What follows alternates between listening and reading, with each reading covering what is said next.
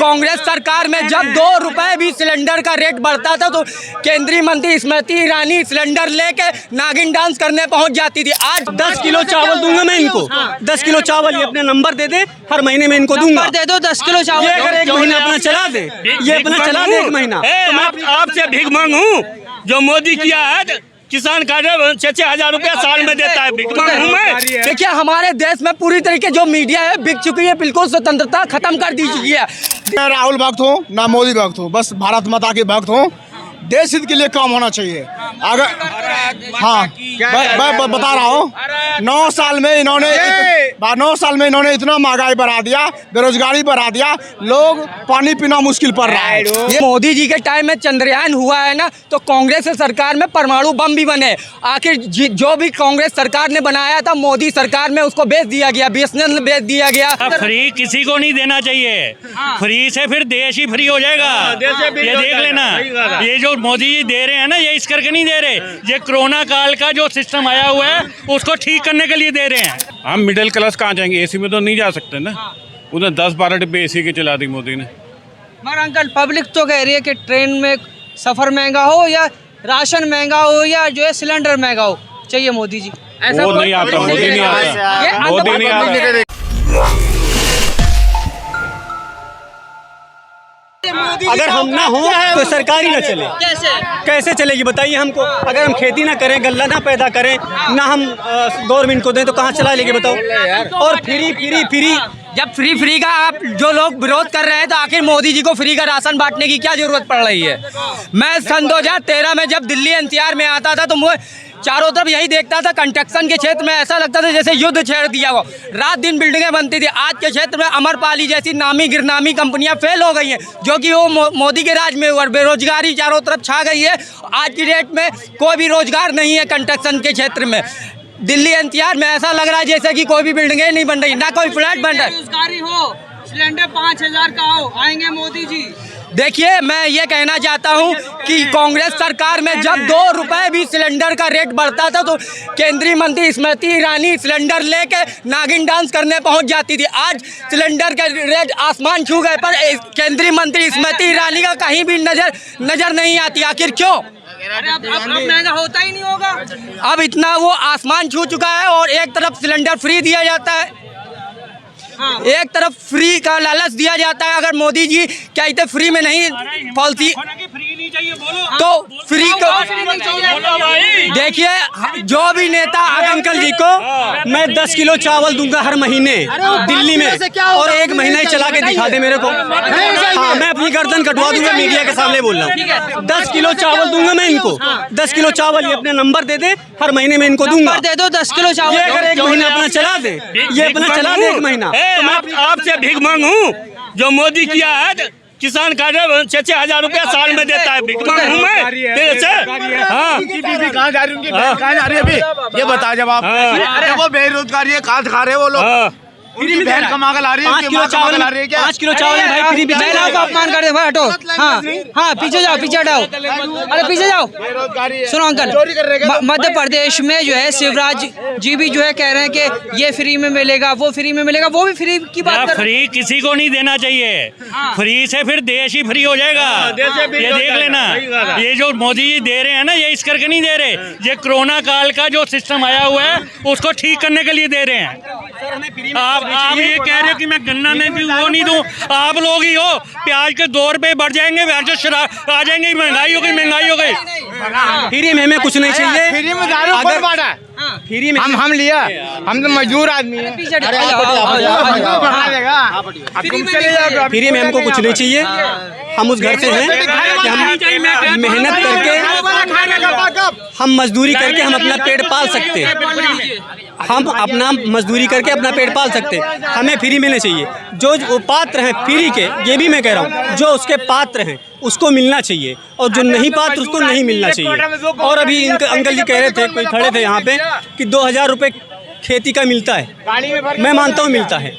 2000 रुपये में यूरिया जोड़ो, धान की सिंचाई जोड़ो, उनका लगाने का, निराने का, काटने का, ये सब जोड़ के मेरे को 1 एकड़ का बता दो मेरे को। 2014 से पहले कितना मिलता था आपको? अगर किसान हो तो ये बताओ मुझे आप। अंकल जी हमको कुछ नहीं मिलता था, फिर भी हम खुश थे। आप कह रहे हो मैं गन्ना में बोए, ये ना बोए, अगर नहीं बोओगे देश फिर भी चलेगा, ये मत सोचो। अरे आप तो कश्मीर में प्लॉट खरीद सकते हो। अरे भैया कौन कश्मीर जा रहा है यार, हम यूपी से कश्मीर चले जाएंगे रहने के लिए, हमारा पूरा खानदान यूपी में रहता है, हम कश्मीर चले जाएंगे। खरीद सकते हो ना जब पैसे। कहाँ खरीद सकते? तो गुजरात में सरकारी नौकरी यूपी के क्यों नहीं कर सकते? बिहार के की जगह जमीन कहाँ पर है यूपी में? बाराबंकी, हैदरगढ़। वहाँ पैसा नहीं मिलता आपको? ये लो, अब भैया अगर वहाँ नौकरी होती, काम होता तो हम दिल्ली में आते अंकल जी? नहीं आते। दिल्ली में तो किसान सारे आते हैं नौकरी करने, किसान की जब फसल होती है तभी वो रहता है। अरे किसान भैया जब बाकी सब नौकरी करने आते हैं यहाँ पे। अंकल जी जब हमको यूपी में सब हर सुविधा मिलती होती तो हम दिल्ली में क्यों आते? हमारे यहाँ अगर बुखार भी आता है तो हम दौड़ के सरकारी हॉस्पिटल जाते हैं, दवा ले आते हैं। ये हमको चाहिए, ये हमको। किसानों के अच्छे दिन ला दिए मोदी जी ने, हर महीने 2000 रुपए डल जा रहे हैं। 800 किसान बेचारे हमारे शहीद हो गए बॉर्डर पे, 2 साल बैठे। जब ये काले कानून नहीं थे तो मोदी जी ने क्यों घोषणा की थी कि हम अपने काले कानून सारे वापस लेते हैं? ये काले कानून नहीं थे, कहा था इन्होंने। जब आतंकवादी वहाँ घुसने लग पड़े तो अब उन्होंने क्या करना था? उन्होंने देश बचाना था। कहाँ आतंकवादी? ये आपके ये बॉर्डर पे जो है किसान आंदोलन हुआ है, वहाँ खालिस्तानी आने शुरू हो गए, इसलिए उन्होंने रोका कि भाई किस तरह देश को तो बचाया जाए, किसान तो आंदोलन बाद में देख लेंगे। ये गलत है। देखिए मैं ये कहना चाहूँगा कि दिल्ली की जो कानून व्यवस्था है वो मोदी जी के हाथ में है, ठीक है। और इतने दिनों से मैं यही देखना चाहूँगा, जब से इनकी दिल्ली पुलिस इनके हाथ में है, दिल्ली देश के सबसे अति सुरक्षित शहरों में है। जिस देश में प्रधानमंत्री जिस शहर में रह रहे हैं वो शहर को सुरक्षित नहीं कर पाए, वहाँ की कानून व्यवस्था उनके हाथ में आके दिल्ली में खुलेआम मोबाइल छीन लिए जाते हैं, देश में खुलेआम महिलाओं को कारों से खींचा जाता है, महिलाओं को 36 टुकड़े करके फेंक दिए जाते हैं। और इतना यहाँ का क्या है कि कानून व्यवस्था खराब है कि बाहर से लोगों को दिल्ली शहर में आने से डर लगने लगा। आखिर जिस शहर में प्रधानमंत्री रहता हो उस शहर को आखिर वो सुरक्षित नहीं कर पाया तो हमारे देश के इतनी बड़े विशाल सीमाओं को वो कैसे सुरक्षित कर सकता है? पहले दिल्ली। अरे मोदी जी देख नहीं रहे, पाकिस्तान थर-थर कांपता है, चीन कांपता है। देखिए लोग तो ये भी कहेंगे कि अगली सरकार 2024 में आएगी तो उनके आने से ट्रेनें हवा में उड़ने लगेंगी, कारें आसमान में उड़ने लगेंगी। फेंकू की बातों से कोई फर्क नहीं पड़ता। क्या फेंकू कह रहे हैं आप? देखिए मैं जो लोग फेंकते हैं मैं उनको कह रहा हूँ, मैं किसी का नाम नहीं लेना चाहता। जो नेता फेंकते हैं मैं उनके लिए कह रहा हूँ कि वो तो ये भी कहेंगे हमारे अगले 24 में सरकार चलेगी तो क्या इतने मेट्रो हवा में उड़ेंगी, ट्रेन हाथ में है सरकार मत बनने दो। ठीक है, तो मैं यही कहना चाहूँगा, मैं तो यही कहना चाहूँगा। मोदी जी के टाइम में चंद्रयान हुआ है। देखिए मोदी जी के टाइम में चंद्रयान हुआ है ना, तो कांग्रेस सरकार में परमाणु बम भी बने। आखिर जो भी कांग्रेस सरकार ने बनाया था मोदी सरकार में उसको बेच दिया गया, BSNL बेच दिया गया। और जितने भी सरकारी चीज़ें थी, रेलवे वगैरह, एयरपोर्ट और ये सब बेच दिए। वंदे भारत ट्रेन चल रही है, बुलेट ट्रेन बिल्कुल प्राइवेट। पहले 5 रुपए का जो रेलवे में रिजर्वेशन नहीं मिलती, 5 डिब्बे होते हैं स्लीपर क्लास के, पहले 10-12 डिब्बे होते थे, सारे टोटली एसी हैं। ये क्या है बताओ? मोदी ने सारा बेचा है इसने। पहले 5 डिब्बे हैं रिजर्वेशन के, जाते नहीं मिलती टिकट, फुल हो जाती है, तत्काल लेने जाओ वो भी नहीं मिलती। पहले 10-10, 12-12 डिब्बे होते हैं स्लीपर क्लास के। हम मिडिल क्लास कहाँ जाएंगे? एसी में तो नहीं जा सकते ना, उन्हें 10-12 डिब्बे एसी के चला दी मोदी ने। मगर अंकल पब्लिक तो कह रही है कि ट्रेन में सफ़र महंगा हो या राशन महंगा हो या जो है सिलेंडर महंगा हो, चाहिए मोदी जी।